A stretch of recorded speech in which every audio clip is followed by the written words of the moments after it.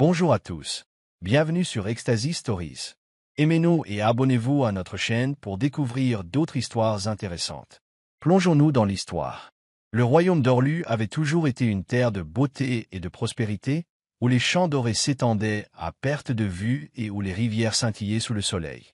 Les habitants vivaient en harmonie avec la nature et entre eux, prospérant sous le règne avisé du roi Azuto et de son fils, le prince Obina.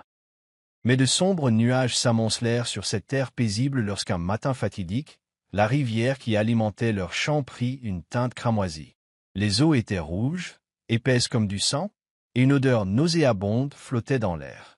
Terrifiés, les villageois se rassemblèrent sur les rives, murmurant des malédictions et la colère des dieux. Les anciens tentèrent de calmer la foule, mais la peur avait déjà pris racine dans leur cœur. La panique se répandit comme une traînée de poudre.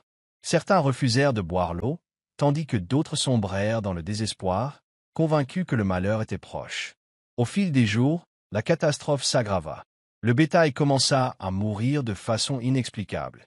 Des taureaux robustes s'effondrèrent dans leur pâturage, et des poules restèrent immobiles dans leurs poulaillers.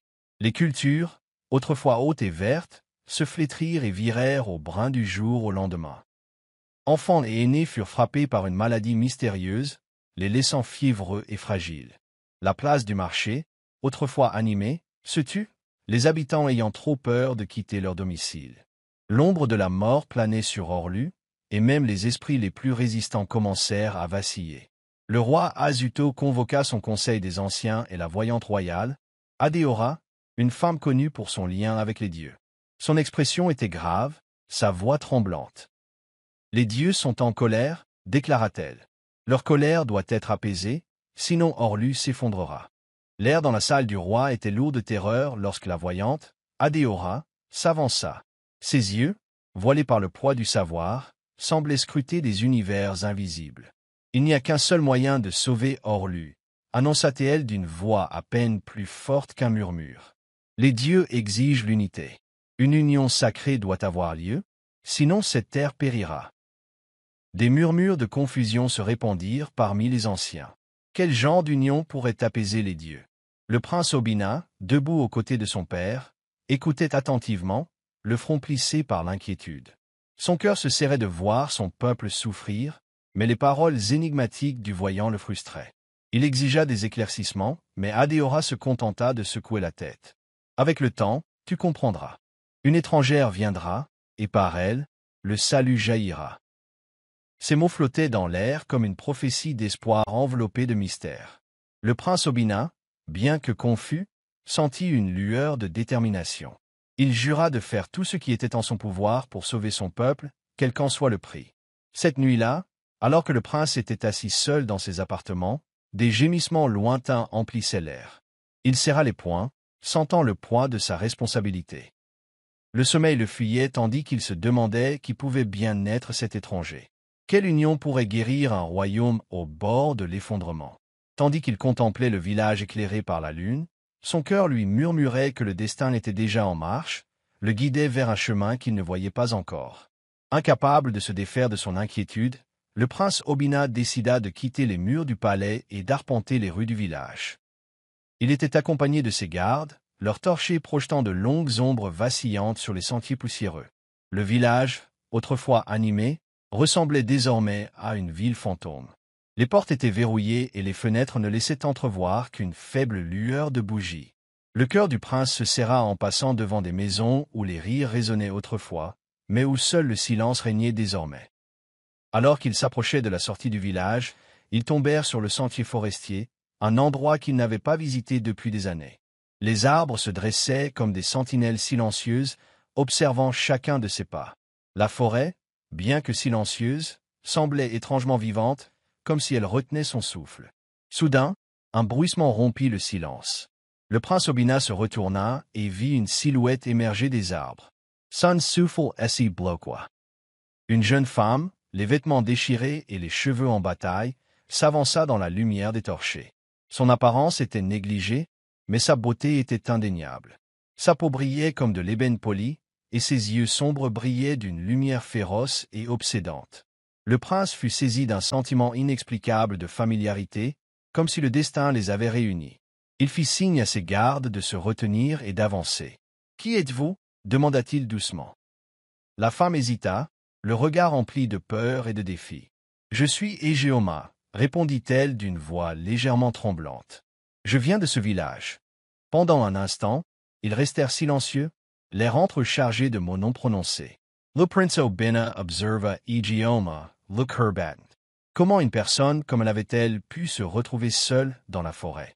Sa beauté était surnaturelle, et pourtant son regard exprimait la douleur et la lassitude.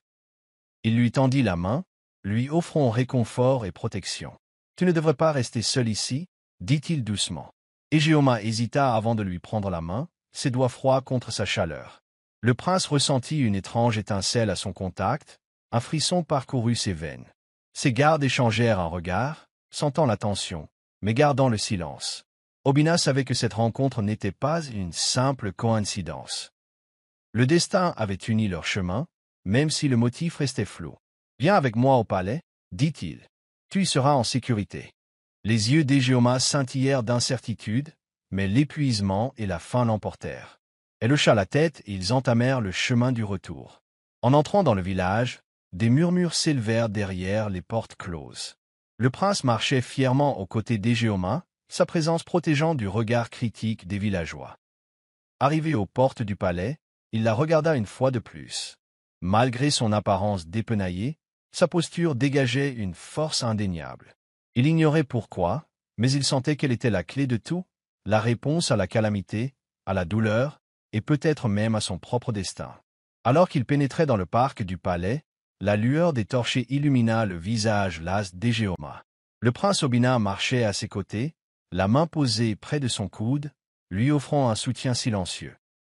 Les gardes du palais échangèrent des regards furtifs, incertains de l'attitude à adopter face à l'étranger à côté du prince. L'air bourdonnait de murmures étouffés tandis que les courtisans observaient derrière les colonnes et les rideaux, la curiosité brûlante dans leurs yeux. Obina les ignora tous, se concentrant uniquement sur Égéoma. Il la conduisit à travers les salles opulentes, où les touches d'or scintillaient et où les tapisseries représentaient la riche histoire du royaume.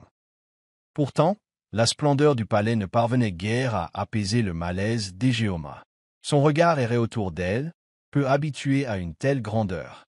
Lorsqu'ils atteignirent une chambre silencieuse, Obina fit signe à un serviteur. « Prépare-lui un bain et un repas », ordonna-t-il.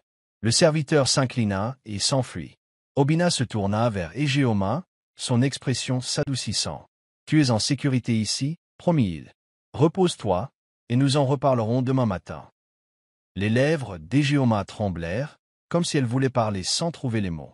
Elle hocha la tête, les yeux brillants de gratitude et d'hésitation.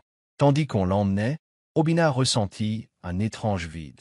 Il ne pouvait l'expliquer, mais il savait que son arrivée marquait le début de quelque chose d'extraordinaire.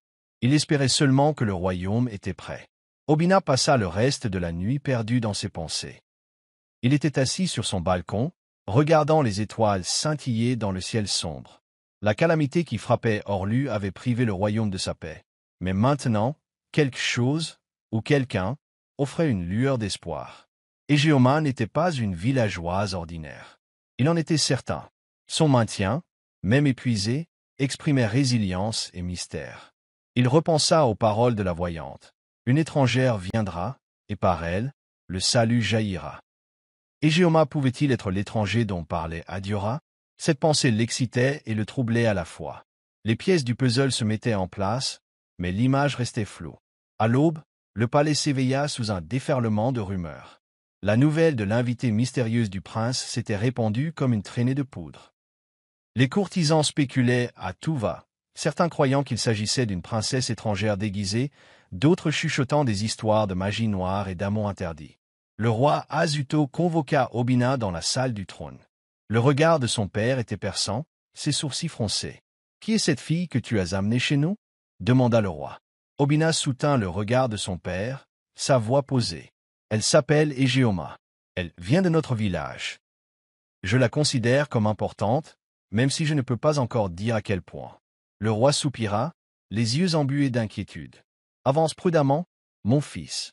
Le royaume est fragile, et l'espoir est une chose dangereuse. » Obina hocha la tête, mais au fond de lui, Il sentait que l'espoir était la seule chose qui leur restait.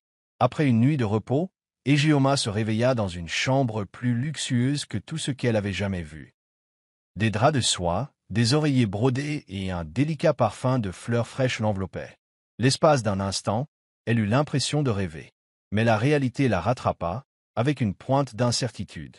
Elle se trouvait au palais d'Orlu, invitée par un prince qu'elle connaissait à peine.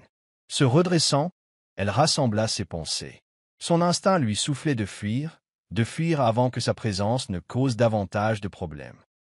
Mais quelque chose dans le regard d'Obina la nuit précédente, une gentillesse qu'elle n'avait pas vue depuis des années, la maintenait ancrée.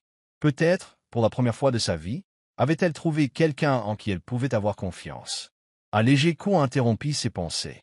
Un serviteur entra avec un plateau de nourriture, des bananes plantains rôties, du poisson épicé et un bol de porridge fumant. L'estomac d'Égeoma gargouilla en réponse. « Le prince vous demande de venir dans les jardins, » dit doucement le serviteur. Après avoir mangé, Égeoma revêtit une robe simple mais élégante fournie par le serviteur. Alors qu'elle pénétrait dans les jardins du palais, le soleil lui réchauffant la peau, elle aperçut Obina debout près d'un arbre en fleurs. Il sourit, une chaleur sincère dans le regard. « As-tu bien dormi ?» demanda-t-il. Égeoma hocha la tête. « Merci, Votre Altesse. »« Appelez-moi Obina, insista-t-il. Alors qu'ils commençaient à marcher, la gêne s'estompa. Leur conversation coulait à flot, comme une rivière qui retrouve son cours. Un lien fragile commençait à se tisser, un lien qu'aucun d'eux ne comprenait vraiment.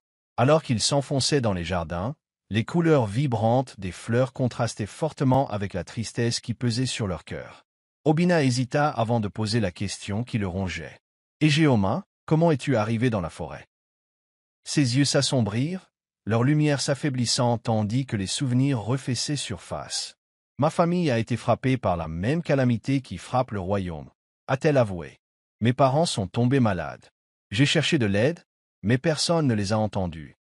Ils sont morts en quelques jours. » Sa voix tremblait, mais elle garda le menton haut, refusant de se laisser consumer par le chagrin. Après leur départ, je n'avais nulle part où aller. J'ai erré dans la forêt, survivant du mieux que j'ai pu. Le cœur d'Obina se serra à ces mots.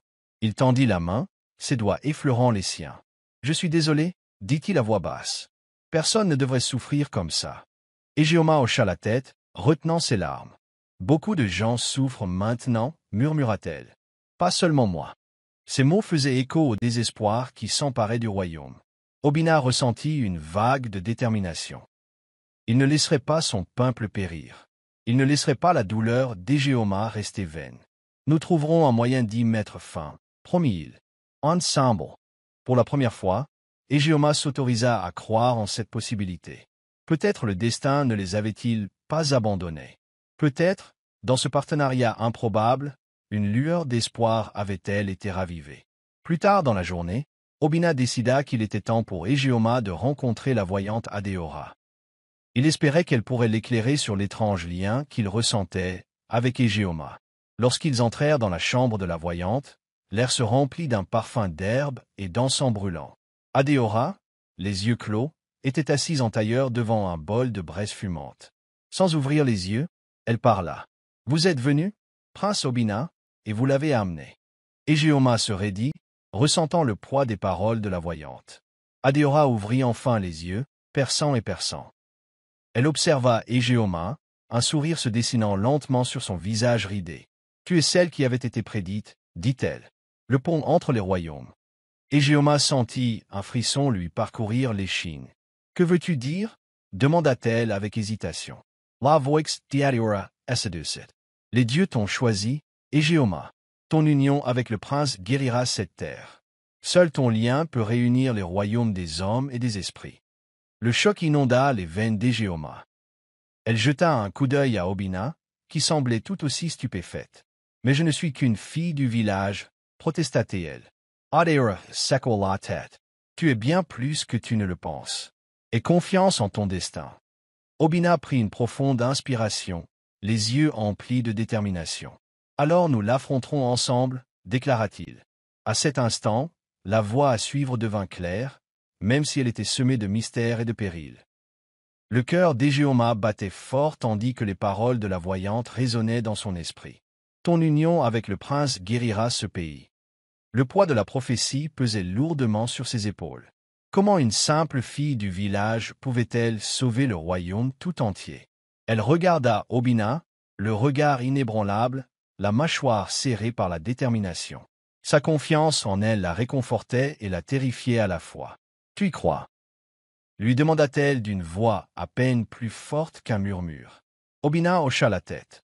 « Je ne sais ni comment ni pourquoi, mais je le sens. Dès que je t'ai vu, j'ai su que tu étais important. Nous ne pouvons pas ignorer cela. » Il tendit la main vers elle, ses doigts chauds et stables. « Nous trouverons une solution ensemble. » Et Géoma prit une inspiration tremblante, essayant de calmer la tempête en elle. « J'ai peur, » admit-elle. « Et si j'échouais ?»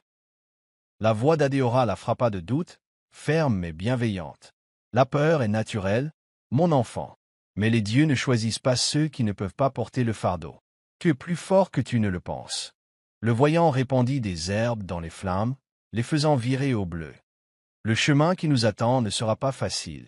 Il y aura des épreuves, des dangers et des gens qui tenteront de t'arrêter.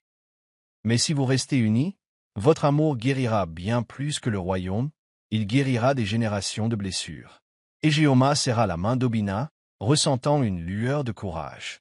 Peut-être, juste peut-être, était-elle plus qu'elle ne le pensait. En quittant les appartements de la voyante, Géoma et Obina marchèrent en silence, le poids de leur destin s'installant entre eux. Les jardins du palais, habituellement un havre de paix, étaient empreints d'une grande attente. Obina jeta un coup d'œil à Géoma, sentant le trouble dans son cœur. « Tu n'as pas à décider maintenant, » dit-il doucement. « Je sais que c'est beaucoup. » Elle hocha la tête, les yeux fixés sur l'horizon. « C'est trop. Je n'ai jamais rien demandé. » Sa voix tremblait, l'incertitude la rongeait. Elle n'était qu'une jeune fille qui avait perdu sa famille, une jeune fille qui tentait de survivre. Obina s'arrêta de marcher et se tourna vers elle. « Géoma, tu n'es pas seule. Je n'ai pas non plus demandé ce destin, mais ensemble, nous pouvons y donner un sens. » Son regard était sincère, empli d'un espoir qu'elle n'était pas sûre de pouvoir partager. « Je ne veux pas te forcer à faire quoi que ce soit, » poursuivit-il. « Mais je ne peux m'empêcher de penser que ta rencontre n'était pas une coïncidence. » Ces mots restèrent suspendus entre eux, fragiles et puissants. Le cœur d'Égéoma s'adoucit légèrement. Malgré ses doutes, une part d'elle-même désirait ardemment le croire. Peut-être que le destin ne l'avait pas maudite, peut-être l'avait-il choisie pour quelque chose de plus grand. « J'ai besoin de temps, » murmura-t-elle. Obina hocha la tête. « Prenez tout le temps qu'il vous faut. Je serai là. » Tandis qu'Obina et Géoma luttaient contre le poids de la prophétie, tous les membres du palais ne partageaient pas leur espoir. Dans les couloirs sombres et les alcôves ombragées, les murmures de dissidence se faisaient plus forts. Le chef Okwa, le conseiller le plus fidèle du roi, avait observé l'arrivée d'Égéoma avec suspicion. Il croyait que le salut du royaume résidait dans la logique et la force, et non dans les divagations d'un vieux voyant. Pour lui, cette prophétie était une dangereuse diversion, susceptible de mener le royaume à la ruine. Okwa rassembla un petit groupe de nobles qui partageaient ses inquiétudes. « Le prince est aveuglé par l'émotion, » siffla-t-il. « Cette fille n'apportera que la ruine à Orleux. Nous devons agir avant qu'il ne soit trop tard. » Les hommes hochèrent la tête d'un air sombre, la peur et l'ambition brillant dans leurs yeux. À l'insu d'Obina et d'Égéoma, un complot se tramait. Okwa et ses alliés projetaient de discréditer la prophétie, de prouver qu'Égéoma n'était qu'un imposteur. S'il réussissait, il pourrait retourner le royaume contre elle et forcer Obina à abandonner le chemin du destin. Le cœur d'Okwa brûlait d'un dangereux mélange d'orgueil et de peur.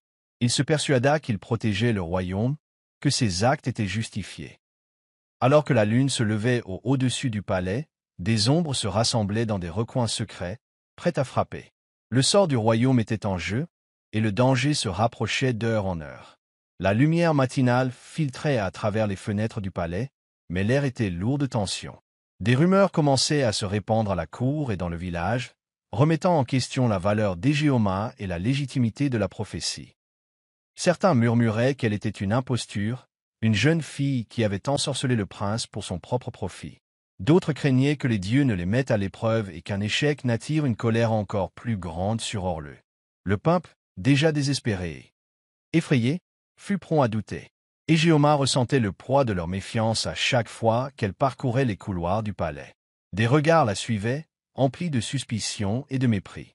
Son cœur se serrait, mais elle gardait la tête haute. Obina devenait de plus en plus furieux à chaque murmure. Il ne comprenait pas comment son peuple pouvait se retourner si vite contre quelqu'un qu'il ne connaissait pas. Lors d'une rencontre avec son père et le conseil, il s'exprima avec passion. « Nous devons croire à la prophétie, insista-t-il. Égéoma n'est pas l'ennemi. Le véritable ennemi, c'est notre propre peur. » Le roi Zuto écoutait, le visage marqué par l'inquiétude. Le peuple a peur, mon fils. La peur obscurcit le jugement. Obina serra las puins. Alors, nous devons leur montrer la vérité. Il faut leur redonner espoir. Le roi soupira, les yeux emplis de tristesse. L'espoir est fragile, Obina. Soyez prudent, ou il se brisera. Mais la détermination d'Obina ne fit que se renforcer. Il ne laisserait pas Égéoma seul, quel qu'en soit le prix.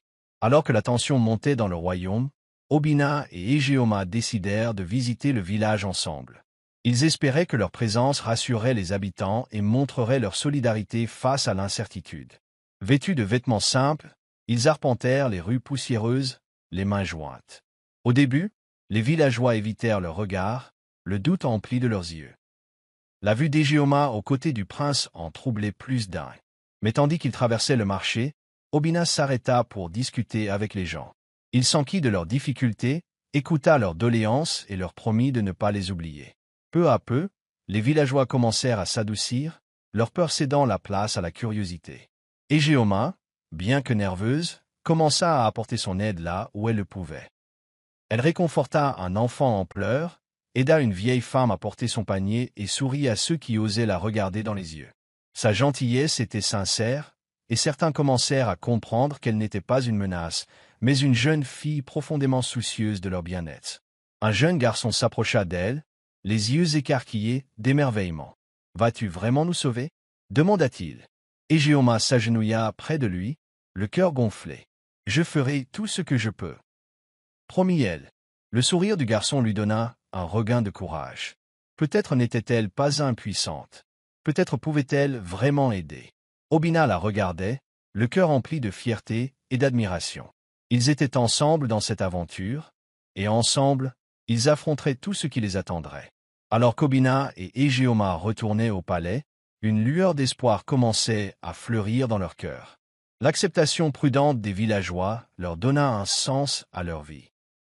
Égéoma sentit sa confiance grandir à chaque pas, même si des doutes persistaient. Elle comprit que le changement ne se ferait pas du jour au lendemain, mais que les petites victoires restaient des victoires. « Crois-tu qu'ils me feront un jour vraiment confiance ?» demanda-t-elle à Obina. Son regard croisa le sien, empli d'une détermination inébranlable. « La confiance se mérite, et tu en as déjà semé les graines. Avec le temps, ils découvriront qui tu es vraiment. » Égéoma sourit faiblement, puisant sa force dans sa confiance en elle. Mais à mesure qu'ils approchaient des portes du palais, l'atmosphère se fit plus tendue. Plusieurs gardes du palais étaient rassemblés en cercle serré, murmurant entre eux. L'un d'eux s'éloigna pour parler à Obina. « Votre Altesse, l'agitation règne au sein du conseil. Certains nobles réclament l'expulsion de la jeune fille. » Le cœur d'Égéoma se serra, mais elle se ressaisit. La mâchoire d'Obina se crispa. « Qui les dirige ?» demanda-t-il. Le garde hésita avant de répondre, « Chef au quoi ?»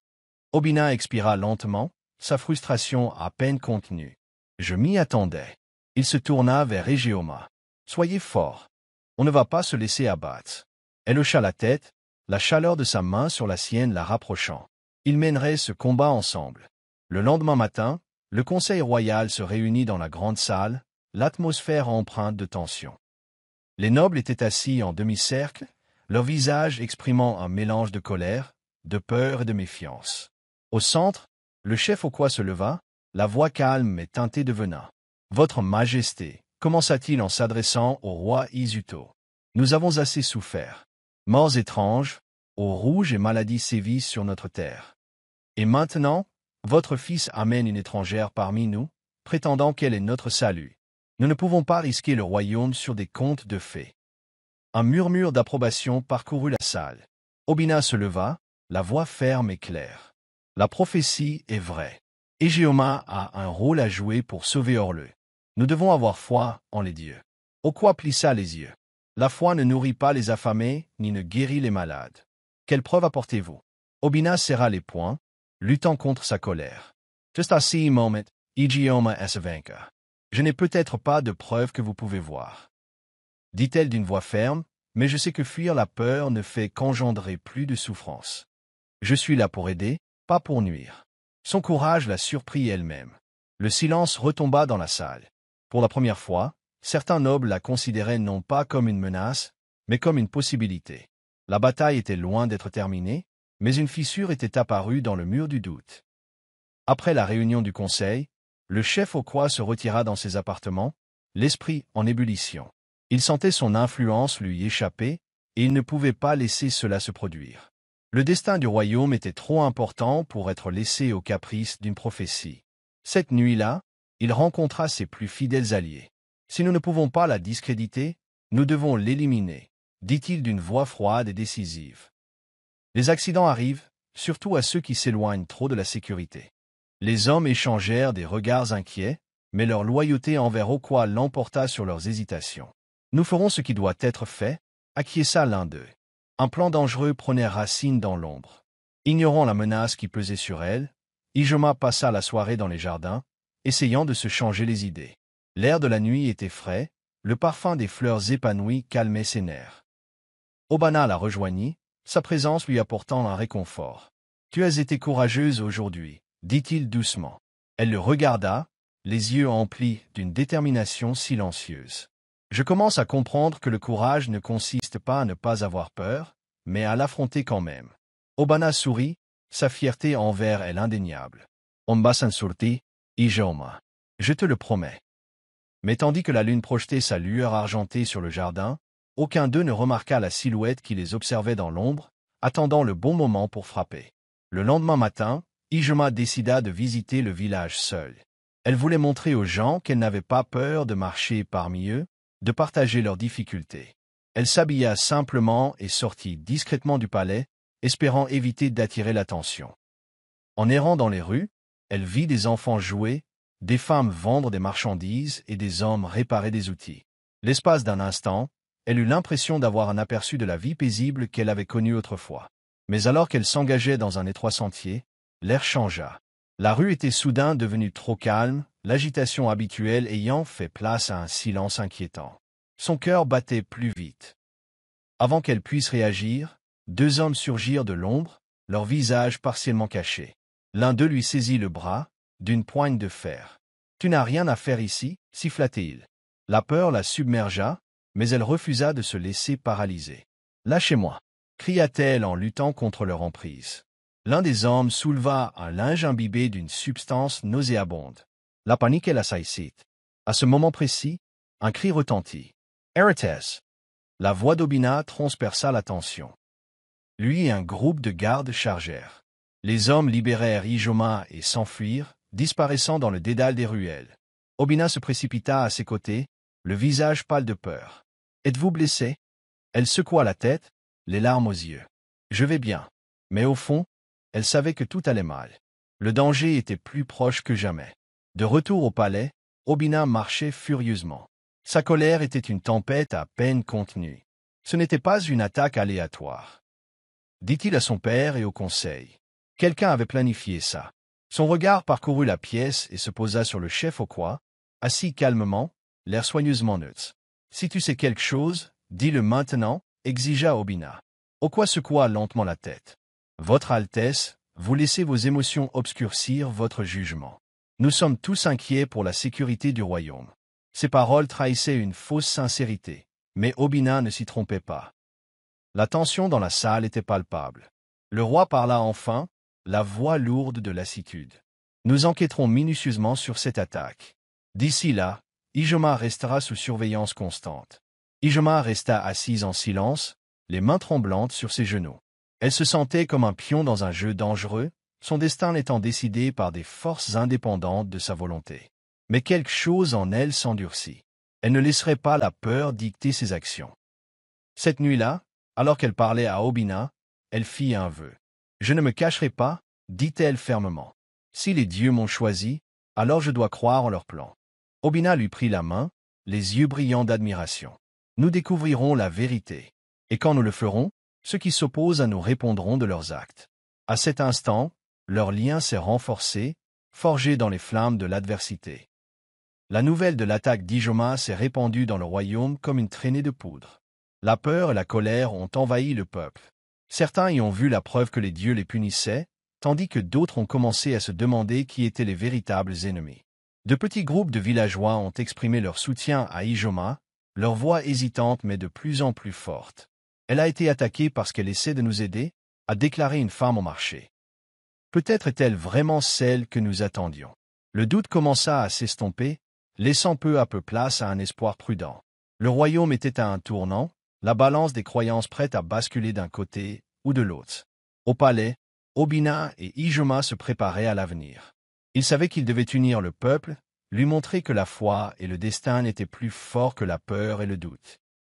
Ensemble, ils organisèrent une cérémonie où Ijoma s'engagerait publiquement pour le bien du royaume. « C'est notre chance, » dit Obina. « Leur montrer que nous n'avons pas peur. » Ijoma hocha la tête, la détermination étincelant dans le regard. « Alors donnons-leur une raison de croire, » tandis qu'ils se tenaient côte à côte, un sentiment de détermination les envahissant. Ils étaient prêts à affronter l'avenir, liés par l'amour, le destin et l'espoir du salut du royaume. La cour du palais vibrait d'impatience tandis que les gens se rassemblaient pour la cérémonie. Nobles, villageois et gardes se tenaient côte à côte, leurs visages exprimant un mélange de curiosité, d'espoir et de scepticisme. Le soleil brillait intensément, sa chaleur contrastant fortement avec la froide tension ambiante. Obina se tenait au premier rang, vêtu de la tenue royale traditionnelle, l'air majestueux, mais son regard était fixé sur Ijoma. Elle sortit du palais, vêtue d'une simple robe blanche qui flottait autour d'elle comme de l'eau. Un silence abattit sur la foule tandis qu'elle marchait vers Obina, la tête haute. Son cœur battait fort, mais elle refusait de montrer sa peur. Le roi Azuto s'avança d'une voix grave et impérieuse. « Nous sommes réunis ici aujourd'hui pour témoigner de notre unité et de notre espoir. Dans les moments d'obscurité, les dieux ont choisi des voies que nous ne comprenons pas toujours. Mais maintenant, nous devons choisir de croire ou de céder au désespoir. » Il se tourna vers Ijoma. « Ijoma, fille de cette terre, promets-tu de servir et de protéger Orlu de tout ton cœur ?» La voix d'Ijoma résonna claire et forte. « Oui, oui. » Elle se tourna vers la foule, le regard féroce. « Je ne suis peut-être pas né de la royauté, mais je suis né d'Orlu. Je ne vous abandonnerai pas. Ensemble, nous pouvons restaurer notre terre. » Une vague d'émotion parcourut la foule, la foi naissante s'éveillant comme une flamme endormie. À la fin de la cérémonie, l'atmosphère changea. Les regards s'échangèrent, certains hochant la tête avec prudence. Les paroles d'Ijoma avaient touché une corde sensible, et sa sincérité était difficile à nier. Les enfants accoururent vers elle, leur innocence libérée du poids du doute. Une fillette lui tendit une fleur sauvage. « Pour vous, Dame Ijoma, » dit-elle timidement. Ijoma l'accepta avec un sourire, les larmes aux yeux. Dans ce petit geste, elle vit germer l'espoir. Obina lui serra la main. « Tu l'as fait, » murmura-t-il. « Tu as touché leur cœur. » Ijoma hocha la tête, mais elle savait que le chemin était encore semé d'embûches. Dans l'ombre, le chef au coin observait, les yeux plissés. Son emprise sur le royaume s'effritait, et il le savait. L'acceptation d'Ijoma par le peuple menaçait tout ce pour quoi il avait travaillé. « Ce n'est pas fini, » murmura-t-il à ses alliés. « Il nous faut une action plus forte. » Il ne compterait plus sur des stratagèmes subtils. À grands cris, grands cris. Cette nuit-là, il envoya des messagers auprès de mercenaires au-delà des frontières du royaume, des hommes qui exécuteraient ses ordres moyennant un juste prix. S'il ne parvenait pas à retourner le peuple contre Ijoma, il plongerait le royaume dans le chaos. Son cœur était fixé sur le pouvoir, quel qu'en soit le prix. Au cours des jours suivants, Ijoma et Obina passèrent davantage de temps ensemble, leurs liens se renforçant à chaque instant partagé. Ils visitèrent le village, écoutèrent les préoccupations des habitants et proposèrent des solutions lorsqu'elles le pouvaient. Obina admirait l'empathie et la résilience d'Ijoma. Elle avait le don de faire en sorte que les gens se sentent écoutés, sa douce force apaisant leurs soucis. Un après-midi, ils se retrouvèrent au bord de la rivière, dont les eaux étaient désormais claires, mais toujours teintées d'inquiétude. Ijoma s'agenouilla près de la berge, caressant l'eau fraîche de ses doigts. On dirait que la terre retient son souffle, murmura-t-elle. Obina s'assit à côté d'elle, l'air pensif. Il attend que nous passions à l'étape suivante. Il la regarda, les yeux emplis d'affection et de respect. Ijoma, tu as tout changé pour moi. Avant, je pensais que mon rôle se limitait à diriger. Maintenant, je comprends que diriger signifie écouter, aimer et protéger. Ijoma sourit, le cœur gonflé. Et je pensais que le destin était un fardeau. Maintenant, je le vois comme une chance de guérir. Ils se penchèrent l'un vers l'autre, leurs fronts se touchant. Dans cet instant de calme, entourés par la paix incertaine de la nature, ils percevaient la promesse d'un avenir forgé dans l'amour et l'unité. Cette nuit-là, une terrible tempête balaya Orlu. Des éclairs déchirèrent le ciel, illuminant le royaume d'éclats blancs éclatants. Le tonnerre grondait comme la colère des dieux. Le vent hurlait, arrachant les toits et secouant les arbres. Au palais, Ijoma se réveilla en sursaut, le cœur battant la chamade. Elle se précipita vers la fenêtre, observant la tempête faire rage. Obina la rejoignit, le visage crispé d'inquiétude. « Ce n'est pas qu'une tempête, murmura-t-elle. C'était un avertissement. Comme en réponse, un éclair frappa un arbre voisin, le coupant en deux. Des flammes jaillirent, projetant une lueur étrange dans la nuit. Des messagers arrivèrent aux portes du palais, trempés jusqu'aux os. « Votre Altesse » s'écria l'un d'eux. Des pillards attaquèrent le village du nord. Ils prirent des provisions et mirent le feu aux champs. Le visage d'Obina pâlit. Comment ont-ils pu franchir nos frontières? Le messager secoua la tête. On ne sait pas. Ils disparurent dans la tempête. La poitrina d'Ijoma s'aserra. Ce n'était pas une coïncidence. Quelqu'un profite de ce chaos pour nous détruire. Obina hocha la tête, la fureur dans le regard. Il faut découvrir qui est derrière tout ça. La tempête extérieure reflétait celle qui les habitait, et ils savaient que la lutte pour Orlu était loin d'être terminée. Les conséquences du raid avaient laissé le village du nord en ruine. Une lourde cendre et une épaisse fumée flottaient dans l'air, les restes calcinés des maisons et des cultures offrant un spectacle dévastateur. Obina et Ijoma arrivèrent à l'aube, le cœur serré par la destruction. Les villageois pleuraient ouvertement, leurs moyens de subsistance réduits en cendres. « Qui ferait ça ?» demanda un aîné, les larmes ruisselant sur son visage ridé. Ijoma ressentit une vague de colère et d'impuissance. « Nous reconstruirons, promit-elle d'une voix ferme. Et nous trouverons les responsables. » Obina balaya la scène du regard, la mâchoire serrée. Ce n'était pas qu'un raid. C'était censé nous briser le moral. Alors qu'il parlait aux survivants, un jeune garçon s'est approché. « Je les ai vus, » a-t-il murmuré, les yeux écarquillés de peur. Ils n'étaient pas d'ici. Ils portaient des capes et des masques sombres. Le cœur d'Obina battait fort. Des mercenaires. Cette attaque a été orchestrée par quelqu'un du royaume. Il échangea un regard avec Ijoma. « Okoi » dit-elle doucement, la terreur dans la voix. Obina hocha la tête d'un air sombre. Il nous fallait des preuves. Il ne pouvait accuser le chef sans preuve, mais il savait que le temps pressait. L'ennemi ne se cachait plus dans l'ombre. Il frappait avec une précision impitoyable. La bataille pour Orlu entrait dans une nouvelle phase dangereuse. De retour du village ravagé du nord, Obina et Ijoma sentirent l'urgence les envahir. Les indices étaient rares, et tout retard risquait d'aggraver la situation. Ce soir-là, ils convoquèrent un conseil secret avec les gardes et conseillers les plus fidèles d'Obina. « Nous devons enquêter sur le palais lui-même, » dit Obina. « Le traître est proche, et il transmet des informations à ses mercenaires. » Ijoma hocha la tête, le regard déterminé. « Nous devrions commencer par les gardes et les courtisans. Quelqu'un a dû voir ou entendre quelque chose. » Un murmure d'approbation parcourut le groupe. Ils décidèrent d'interroger discrètement le personnel du palais, espérant éviter d'éveiller les soupçons. Les jours suivants, ils travaillèrent discrètement. Ijoma s'entretint avec les serviteurs, leur accueil chaleureux les rassurant. Elle entendit parler de murmures, de réunions nocturnes, de silhouettes obscures se faufilant dans les couloirs et de conversations feutrées qui cessaient à l'approche d'autres personnes. Pendant ce temps, les gardes d'Obina examinaient l'armurerie et les registres. Ils découvrirent des anomalies, des armes et des fournitures manquantes, emportées sans trace. Tard dans la nuit, l'un des gardes découvrit un passage secret sous la salle du conseil, rempli d'objets volés et d'armes.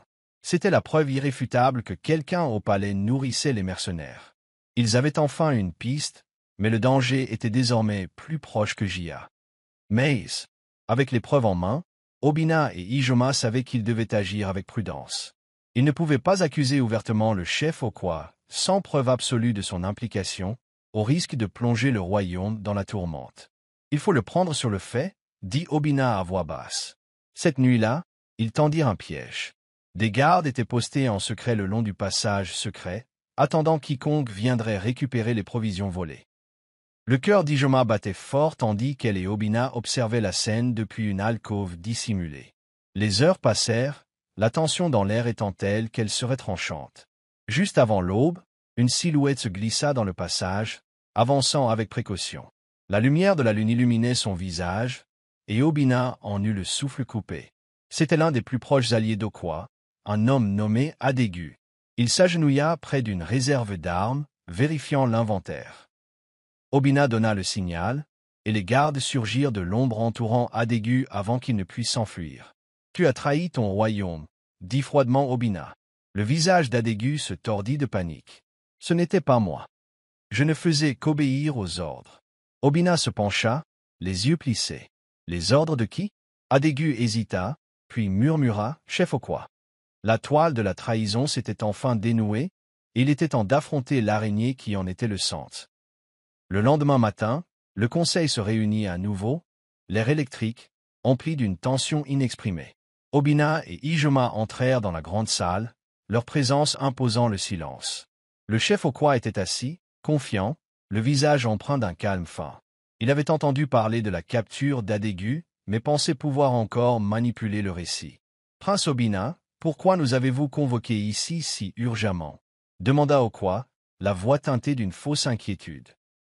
Le regard d'Obina était froid comme l'acier. « Parce que le royaume mérite de connaître la vérité. » Il fit un geste, et les gardes traînèrent Adégu en avant, les poignets liés. « La folie à l'état. »« Dis-leur, » ordonna Obina. La voix d'Adégu tremblait. C'était le chef Okwa. Il planifiait les raids. Il engageait les mercenaires. La stupeur et l'indignation fusèrent dans la salle. Le calme d'Okwa se brisa, ses yeux flamboyants de fureur. « Mensages » hurla-t-il. « C'est un complot pour me déshonorer. » Mais Obina a retenu les provisions et les armes volées, preuve indéniable. « Tu as trahi ton peuple » dit Obina d'une voix tonitruante. « Tu as cherché à nous diviser, à t'emparer du pouvoir. » Le visage du roi était marqué par le chagrin. « Okwa, tu étais mon conseiller de confiance. Votre cupidité a jeté la honte sur ce pays. Les gardes se sont emparés d'Okwa, mais ses efforts ont été vains.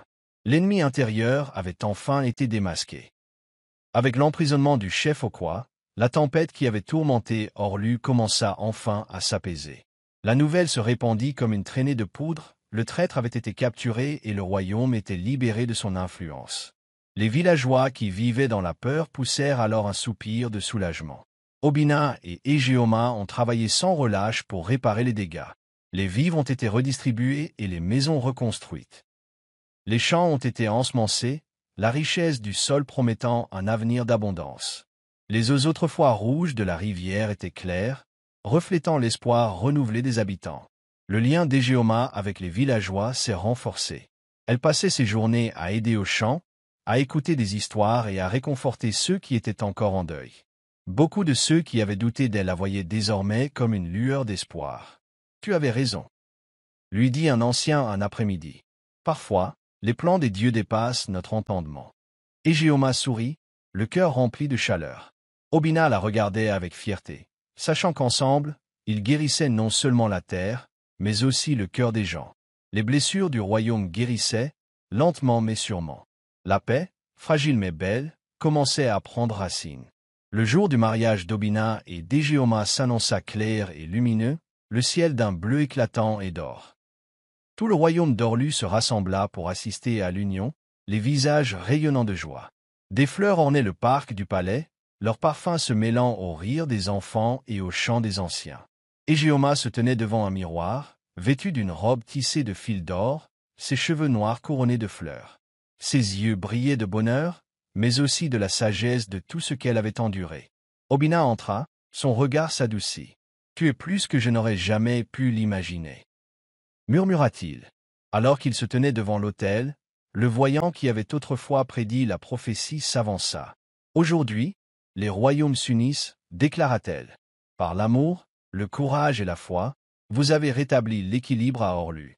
Obina et Égéoma échangèrent leurs vœux, leur voix ferme et pleine de promesses. Lorsqu'ils s'embrassèrent, des acclamations s'élevèrent de la foule, résonnant à travers le pays. Les oiseaux prirent leur envol et la rivière scintilla comme un liquide argenté. Le royaume, autrefois maudit, s'épanouissait désormais sous la lueur de l'espoir. La prophétie s'était accomplie, non seulement par le destin, mais aussi par l'amour, le sacrifice et une foi inébranlable en un avenir meilleur. Le lendemain du mariage, le royaume d'Orlu s'éveilla avec un sens renouvelé de la vie. L'air était plus léger, le ciel plus clair, comme si la nature elle-même célébrait l'union du prince Obina et d'Égéoma. Au palais, le couple se tenait sur le balcon, dominant la cour animée. Les marchands exposaient fièrement leurs marchandises, les enfants jouaient avec un rire insouciant, et les fermiers apportaient des paniers de produits frais, le visage rayonnant. Pour la première fois depuis longtemps, l'espoir irradiait à Orlu tel un doux rayon de soleil. Obina se tourna vers Égéoma, les yeux brillants. « Nous avons fait tant de chemin, » dit-il d'une voix pleine d'émerveillement. « Ce n'est que le début, » répondit-elle en serrant les mains. Mais la paix exigeait plus que l'amour. Elle exigeait action et vigilance. Obina savait qu'il y avait du travail à faire. Les défenses du royaume devaient être reconstruites. Les routes commerciales devaient être sécurisées. Il appela ses conseillers, déterminés à fortifier les frontières d'Orlu et à restaurer les alliances avec les pays voisins. Pendant ce temps, Égéoma s'efforçait de combler le fossé entre le peuple et la famille royale. Elle passait des heures dans les villages, à l'écoute de leurs besoins et de leurs préoccupations. Ensemble, ils n'étaient pas seulement des dirigeants, ils étaient au service du peuple. Chacune de leurs décisions semait l'unité, et une aube nouvelle commençait véritablement à poindre sur le royaume. Alors que la prospérité revenait à Orlu, certains portaient encore les cicatrices du passé. Parmi eux se trouvaient les familles qui avaient perdu des êtres chers lors des raids orchestrés par le chef Okoy. Bien qu'Okoy fût emprisonné, son héritage de douleur et de trahison persistait. Obina ne pouvait ignorer leur chagrin. Nous devons les aider à guérir, dit-il un soir à Égéoma. Ils avaient besoin de tourner la page. Ensemble, ils décidèrent d'organiser une cérémonie du souvenir. Des feux furent allumés dans tout le royaume, leurs flammes s'élevant vers le ciel tandis que les villageois se rassemblaient pour honorer les morts. Les prêtres chantaient des prières, et les gémissements des personnes en deuil se mêlaient au vent. Le cœur d'Égéoma se serrait dans ses bras en embrassant une mère qui avait perdu son fils. « Nous n'oublierons jamais leur sacrifice, » promit-elle. Les yeux de la femme, humides de larmes, reflétaient une gratitude fragile. « Merci de ne pas ignorer notre douleur, » murmura-t-elle. Cette nuit-là, alors que les incendies s'éteignaient, le royaume ressentit une libération collective. Les ombres du passé étaient reconnues, non plus cachées dans le silence. Obina et Égéoma se tenaient main dans la main, sachant que la véritable paix ne pouvait naître que d'une confrontation commune avec la douleur. La guérison ne serait pas un instant, mais un cheminement qu'ils entreprendraient aux côtés de leur peuple. Alors que la plupart des habitants d'Orlu embrassaient la nouvelle ère d'unité, le mécontentement couvait dans les recoins les plus reculés. Certains alliés du chef Okwa étaient passés entre les mailles du filet lors de son arrestation. Ils se rassemblèrent en secret, leur ressentiment s'envenimant comme une plaie. On nous avait promis le pouvoir, cracha un homme. Maintenant, nous vivons comme des mendiants. Un autre hocha la tête d'un air sombre. Nous aurions dû régner aux côtés d'Okwa. Au lieu de cela, cette fille du village siège sur le trône. Leur amertume s'est transformée en complot. Si le peuple perd confiance en Obina et Égéoma, nous pourrons prendre le contrôle, murmura l'un d'eux. Leur plan était simple. Semer la discorde, propager des mensonges et semer la peur. De fausses rumeurs commencèrent à se répandre comme une traînée de poudre. Des histoires de famine imminente, de sorcellerie supposée d'Égéoma, de faiblesse d'Obina en tant que dirigeant. La foi autrefois inébranlable du peuple vacilla. Obina et Égéoma entendirent des murmures de dissidence lors de leur visite dans les villages. « Est-il vrai que les dieux sont toujours en colère ?» demanda une femme avec anxiété. « Look her, dit Égéoma, dit Sarah. Non, les dieux nous ont bénis de paix, lui assura Théel. Mais le doute, une fois installé, était difficile à dérailler. Obenessera les points. Nous ne pouvons pas laisser ce poison se propager, dit-il. Nous devons trouver la source et l'arrêter avant qu'elle ne détruise tout ce que nous avons construit. Déterminé à enrayer les germes de la rébellion, Obina a envoyé ses gardes les plus fidèles infiltrer les réunions clandestines. Des semaines d'enquête minutieuses ont finalement porté leurs fruits lorsqu'un jeune garde, Akin, est revenu avec des nouvelles surprenantes. Les derniers partisans d'Okwa se rassemblent dans les vieilles ruines près de la rivière, révéla Akin. Il prévoit de fomenter une émeute lors de la prochaine fête du village. Obenessera Last Dance. Il cherche à transformer notre joie en chaos. Les yeux d'Egéoma brûlaient de détermination. Alors nous les affronterons dans la lumière, et non dans l'ombre. Ensemble, ils élaborèrent un plan pour démasquer les traîtres avant qu'ils ne frappent. La fête approchait et le royaume vibrait d'excitation. La musique emplissait l'air et des tissus colorés drapaient la place du village. Les gardes d'Obina, cachés parmi la foule, surveillaient le moindre mouvement. Alors que les traîtres murmuraient leur venin, semant la peur parmi les villageois, Egéoma s'avança. Sa voix résonna, claire et forte. Ne laissez pas la peur obscurcir vos cœurs. Nous avons déjà vaincu les ténèbres, et nous le ferons à nouveau. À son signal, les gardes saisirent les traîtres et les traînèrent à découvert. Des exclamations de reconnaissance parcoururent la foule. La voix d'Obina tonna. Ces hommes nous auraient mis en pièces. Mais nous sommes plus forts que leurs mensonges. Les traîtres capturés s'agenouillèrent devant le trône, le visage marqué par la peur et le défi. Le peuple d'Orlu se rassembla pour assister au jugement, les yeux brûlants d'un désir de justice. Le roi Azuto, bien que las, se tenait droit aux côtés d'Obina et d'Egéoma. « Vous avez trahi votre propre peuple, dit le roi, la voix lourde de chagrin. Vous avez cherché à détruire la paix que nous avions tant travaillé à rétablir. » L'un des traîtres, un jeune homme à peine plus âgé qu'Obina, s'effondra. « J'étais aveuglé par les promesses de pouvoir, sanglota-t-il. » Obina échangea un regard avec Egéoma. Il y avait de la colère dans son cœur, mais aussi une profonde compréhension. « Certains d'entre vous ont été trompés, et pour cela, nous ferons preuve de clémence, déclara Obina. Mais ceux qui ont sciemment cherché à nuire à notre peuple devront rendre des comptes. » La foule murmura, acceptant la justice de la décision. Les meneurs furent condamnés à l'exil, tandis que d'autres eurent la possibilité de se racheter en servant le royaume. Egéoma s'adressa à la foule. « Que cela serve de leçon. Notre force réside dans l'unité, non dans la division. » Le peuple acquiesça, sa foi en ses dirigeants réaffirmée. Miséricorde et justice avaient marché main dans la main, et le royaume en était plus fort. Une fois les traîtres chassés, Orlu entra dans une période de paix véritable. Les champs prospérèrent et les routes commerciales rouvrirent, apportant la prospérité aux quatre coins du royaume. Les marchés grouillaient d'activité, les rires résonnaient dans les villages et la rivière scintillait tel un ruban d'argent. Obina et Egéoma observaient avec fierté la prospérité de leur peuple.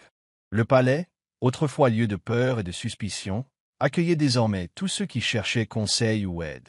Les anciens enseignaient aux enfants des histoires de résilience, de courage et l'importance de l'unité.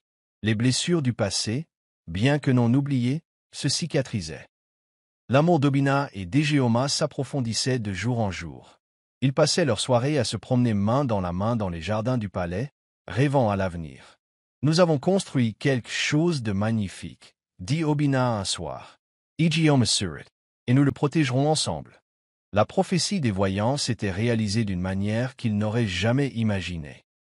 Les royaumes étaient unis non seulement par un mariage royal, mais aussi par la confiance, le sacrifice et le lien indéfectible entre un prince et une villageoise devenue reine. Orlu n'était plus seulement un royaume, c'était une famille. Des mois plus tard, une joyeuse nouvelle se répandit dans le royaume comme une traînée de poudre. Egéoma était enceinte.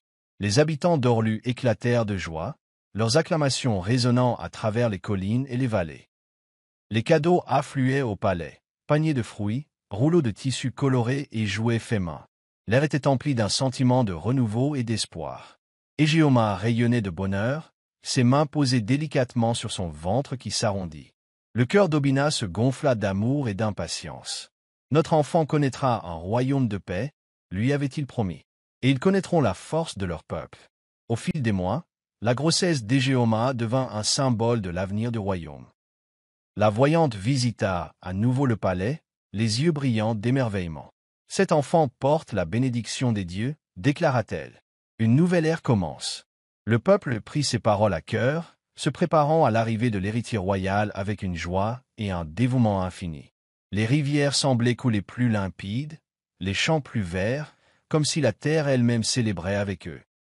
L'enfant qui grandissait en Égéoma était une promesse, un rappel que même après les pires tempêtes, la vie refleurirait toujours. L'aube se levait lorsque les douleurs de l'enfantement d'Égéoma commencèrent. Le ciel était peint de teintes dorées et cramoisies, comme si les cieux eux-mêmes attendaient l'arrivée de l'enfant. Le palais vibrait d'excitation et de nervosité. Les sages-femmes se précipitèrent auprès d'Égéoma, le visage calme mais concentré. Obina arpentait la pièce, les mains serrées dans le dos. Chaque son intérieur faisait battre son cœur. Son père, le roi Azuto, posa une main rassurante sur son épaule. « Patience, mon fils, dit-il doucement. Votre femme et votre enfant sont tous deux forts. » Les heures passèrent, et la tension monta. Alors qu'Obina sentait qu'il ne pouvait plus supporter le poids, un cri aigu et clair retentit. La sage-femme sortit, le visage radieux. « C'est une fille, » annonça-t-elle. Le soulagement et la joie envahirent le cœur d'Obina. Il se précipita dans la pièce et trouva Égéoma berçant leur fille nouveau-née. Ses yeux, encore brillants d'épuisement, brillaient d'amour. Les petits doigts du bébé s'enroulèrent autour du pouce d'Obina, et des larmes lui montèrent aux yeux. « Elle est parfaite, » murmura-t-il. « Égéoma surit. Elle s'appellera Nkemdilim, et le mien sera à moi pour toujours. » Des acclamations s'élevèrent du palais, et le royaume d'Orlu se réjouit de la naissance de sa future reine. Le royaume tout entier se rassembla pour célébrer la naissance de la princesse Nkemdilim. Les villageois affluèrent dans le palais, le visage rayonnant de joie. Les tambours battaient un rythme qui résonnait dans le cœur de tous ceux qui l'écoutaient. Les danseurs se mouvaient avec la grâce du vent, leurs vêtements colorés tourbillonnant dans l'air. La voyante se tenait au centre de la foule, les yeux clos, plongée dans une profonde méditation. Enfin, elle leva les bras, réclamant le silence. L'air se figea comme si le monde lui-même l'écoutait. « Cet enfant est le pont entre les mondes », proclama-t-elle. Elle incarne l'espoir, l'unité et la prospérité. Une douce brise caressait la foule, et la rivière toute proche scintillait comme de l'argent liquide. Les oiseaux volaient en rythme, et les fleurs s'épanouissaient hors saison. Les dieux avaient donné leur bénédiction. Obina brandissait Nkemdilim à la vue de tous, sa voix résonnant d'émotion. « Notre fille est un cadeau pour nous tous. Elle représente l'avenir pour lequel nous nous sommes battus et la paix que nous protégerons. » Les acclamations du peuple se sont élevées, leur voix un cœur d'espoir. Égéoma a regardé autour de lui le Royaume-Uni, guerriers, agriculteurs, anciens, enfants, tous unis. Ils avaient résisté aux tempêtes, mais ils étaient désormais plus forts que jamais. Les années passèrent, et le royaume d'Orlu prospéra comme jamais auparavant. Les récoltes poussaient en abondance, les routes commerciales apportaient richesse et savoir, et la paix devint plus qu'un rêve passager. C'était un mode de vie. Obina et Égéoma régnèrent avec sagesse et compassion, leur leadership étant un modèle pour tous. Leur fille, la princesse Nkemdilim, devint une enfant intelligente et curieuse, aimée de tous. Elle erra dans les villages avec ses parents, écoutant des histoires, posant des questions et apprenant l'importance de la bonté et de la force. Le peuple voyait en elle la promesse d'une unité durable. Un soir, alors que le soleil se couchait dans des teintes éclatantes d'orange et de violet, Obina et Égéoma se tenaient sur le balcon du palais, leurs filles entre eux. L'horizon s'étendait à l'infini, rempli de possibilités. « Nous avons construit quelque chose de magnifique, » dit doucement Égéoma. Obina hocha la tête, ses yeux reflétant la fierté. « Parce que nous avons choisi l'amour, même face à la peur. » La prophétie des voyants s'était réalisée, non seulement par le destin, mais aussi par leur choix, leur sacrifice et leur foi inébranlables les uns envers les autres. Le royaume d'Orlu témoignait de la puissance de l'unité, de l'amour et du courage. Et à la tombée de la nuit, les étoiles brillaient plus que jamais, veillant sur un royaume qui resterait fort pour les générations à venir. Voilà pour la fin de l'histoire. Qu'avez-vous appris de cette histoire incroyable? Aimez-la et abonnez-vous pour découvrir d'autres histoires intéressantes. Merci d'avoir regardé.